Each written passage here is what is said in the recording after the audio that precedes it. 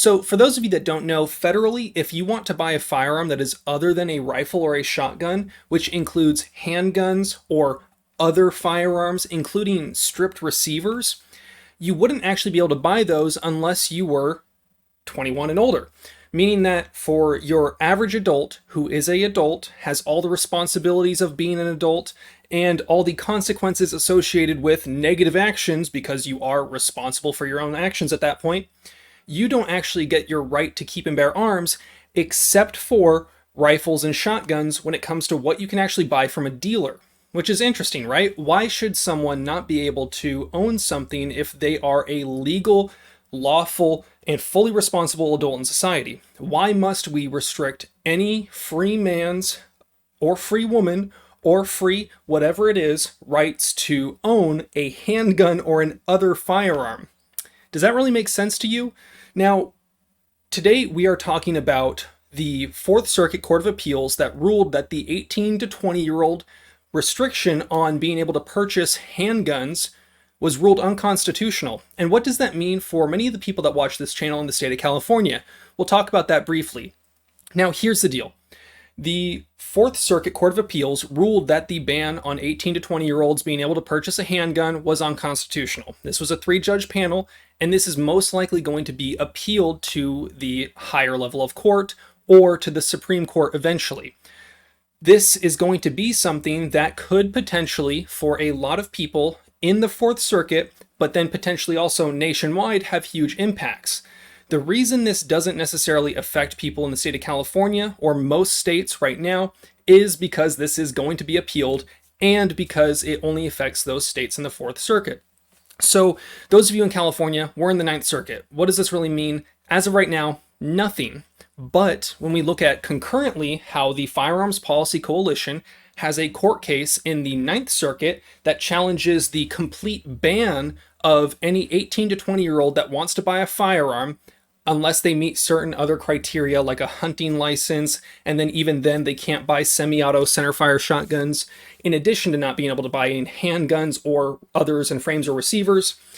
In the state of California, that case is Jones versus Becerra. Now, that is an interesting one because it challenges the complete ban generally on you being able to buy a firearm if you're 18 to 20, meaning that unless you fit one of the very narrow exemptions, you can't exercise your right. You can go fight and die for your country.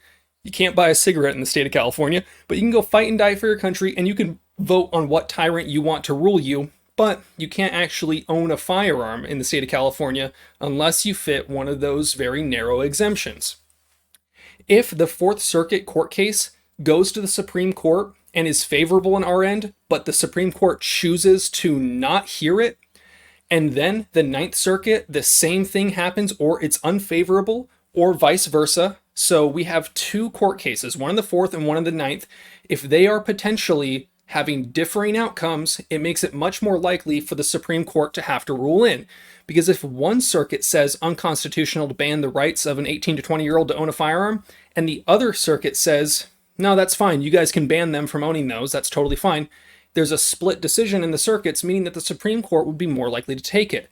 I think this is a very palatable lawsuit for the Supreme Court to take because it's not necessarily an assault weapon ban. It is a Second Amendment court case, which is very important. And anytime a Second Amendment court case makes it to the Supreme Court and is ruled on, that's a huge potential for us to have a big win.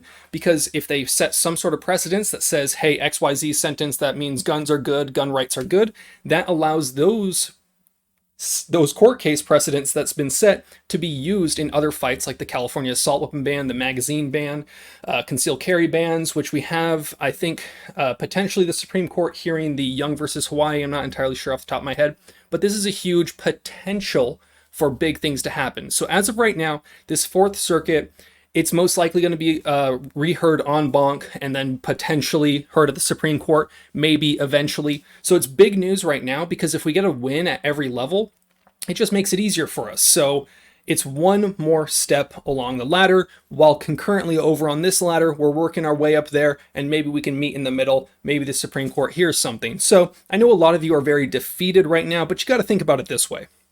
When it comes to gun rights, the right to carry over the last 40 or 50 years has massively improved across every state.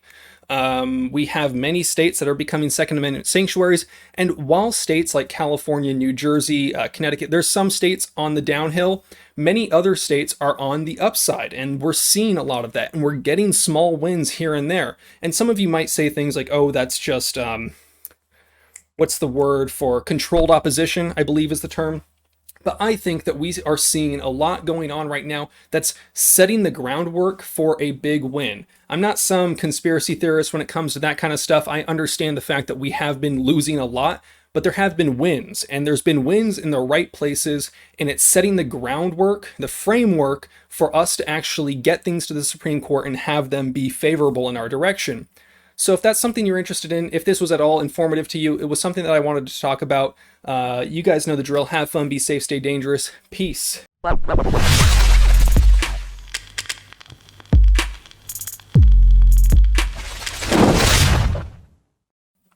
Man, it's kind of funny looking at some of my older videos, even just from like last year. Like my face and like neck has changed so much. I feel like I'm losing my neck. So during quarantine, I went from about 185 pounds or 180 pounds at 6'2" to about 205 pounds. And that was not good weight that was put on during those first 6-7 months. Then in around August, I realized I'm going off on a tangent that has nothing to do with this, and we're talking about my personal health, and some of you probably tuned away, but it is what it is. So then I saw a video of myself where I looked skinny fat, which is when you're simultaneously skinny but also have no muscle definition showing whatsoever. Hated that. Bought a home gym. That was in about August or September that I think it finally showed up.